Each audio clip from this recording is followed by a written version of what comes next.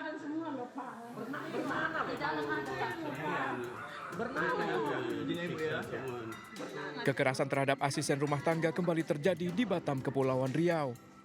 Kasus ini terungkap setelah video korban yang babak belur dan meminta bantuan tetangga viral di media sosial. Saat diperiksa, korban terlihat mengalami luka lebam di bagian wajah dan sekujur tubuhnya.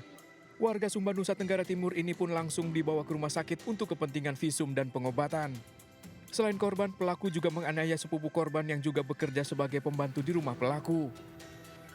Menurut polisi, penganiayaan berawal saat anjing peliharaan milik pelaku lepas dan berkelahi dengan anjing tetangga karena korban tak mengunci kandang.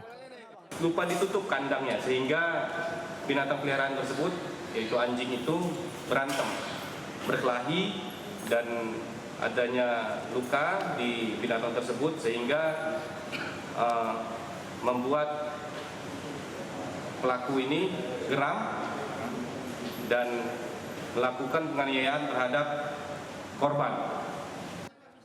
Tak hanya mendapat perlakuan kasar, gaji korban selama bekerja bahkan tak pernah dibayar oleh pelaku. Guna mempertanggungjawabkan perbuatannya, pelaku dijerat dengan pasal tentang penghapusan kekerasan dalam rumah tangga. Dari Batam, Kepulauan Riau, Gusti Yenosa, iNews melaporkan.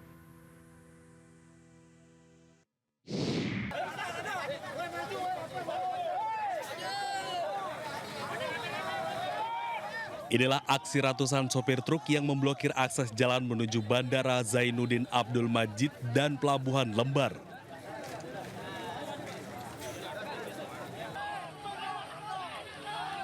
Mereka melakukan sweeping kepada truk dan angkutan logistik yang baru keluar dari pelabuhan. Tak hanya itu, aksi sopir truk yang memblokade jalan juga membuat sebuah ambulans terjebak. Para wisatawan pun tak bisa melintas akibat blokade jalan ini.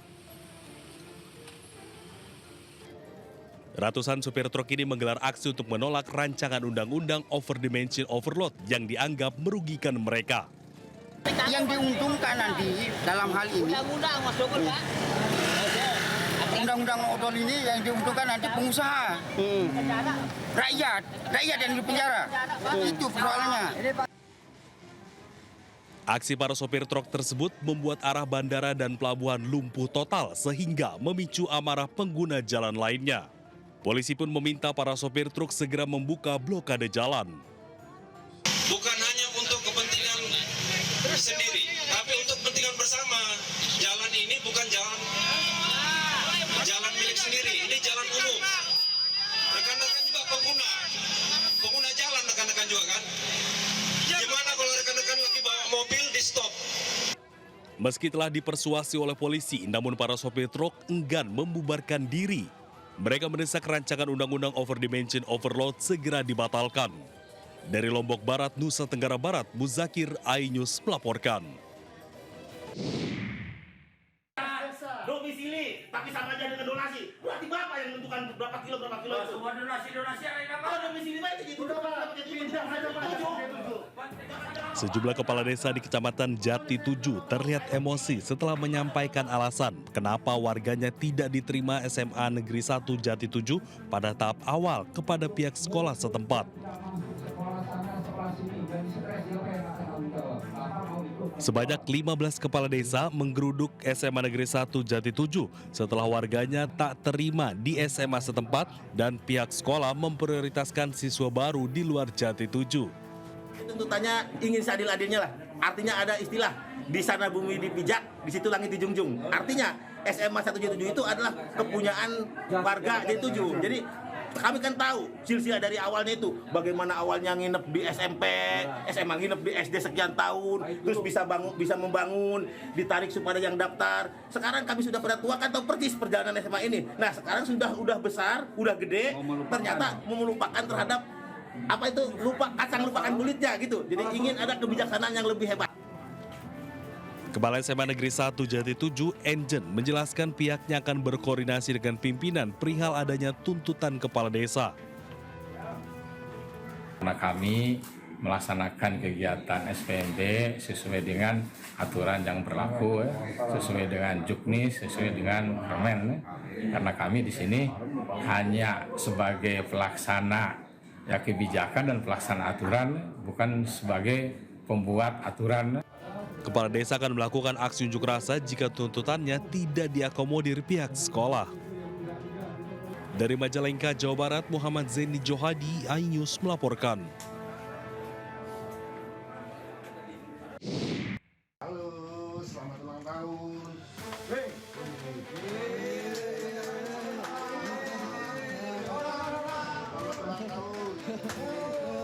Subdit 3 Resmob di Treskrimum Polda Metro Jaya berhasil menangkap pelaku pencurian di sebuah rumah di kawasan Benda Baru, Pamulang, Tangerang Selatan. 2 orang pelaku merupakan kakak beradik berinisial A dan MK. Ditangkap saat tengah tertidur di kontrakan yang tak jauh dari rumah korban. Aksi pencurian terjadi saat korban meninggalkan rumah dalam keadaan kosong. Sang kakak memanfaatkan situasi dengan mencongkel jendela rumah menggunakan sendok semen, lalu mengajak adiknya untuk membawa keluar barang-barang milik korban. Korban pun mengalami kerugian hingga belasan juta rupiah usai kehilangan televisi, komputer, 2 unit ponsel, aki mobil dan motor, serta beberapa pasang sepatu mewah. Berhasil membobol rumah, kemudian tersangka masuk ke dalam dan mengambil barang-barang yang ada di dalam rumah.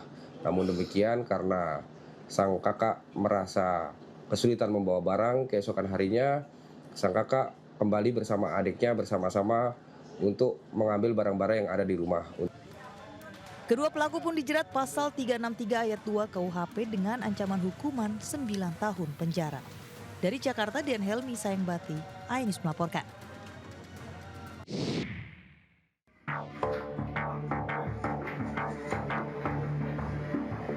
Inilah video yang merekam kamera pengawas saat seorang pelaku memasuki sebuah toko obat-obatan di Pondok Aren, Tangerang Selatan, Banten.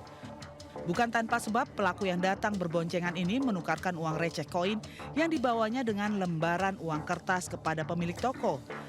Tanpa berpikir panjang, sang pemilik toko pun langsung menyerahkan uang lembaran senilai Rp950.000 kepada pelaku.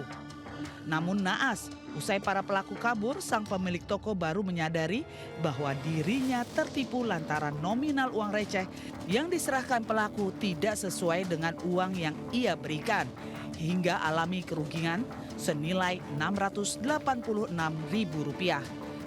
Modus yang dilakukan pelaku yakni berpura-pura mengenali keluarga serta temannya. Karena dia mengatasnamakan 2 orang, abang saya sama tukang parut kelapa. Oke lah. Ya. Saya ambil uangnya, tukar tanpa dihitung. Saya kasih uangnya Rp950.000, pas dihitung, lepas dia pulang, cuma hanya Rp264.000. Jadi kerugiannya itu Rp686. Dari total Rp900 yang saya kasih, yang saya terima itu hanya Rp264.000. Jadi kerugiannya itu Rp684. Sementara itu, berbekal rekaman kamera pengawas, korban pun berencana melaporkan peristiwa ini ke pihak berwajib dan meminta kepada masyarakat untuk lebih waspada agar kejadian serupa tidak terulang kembali.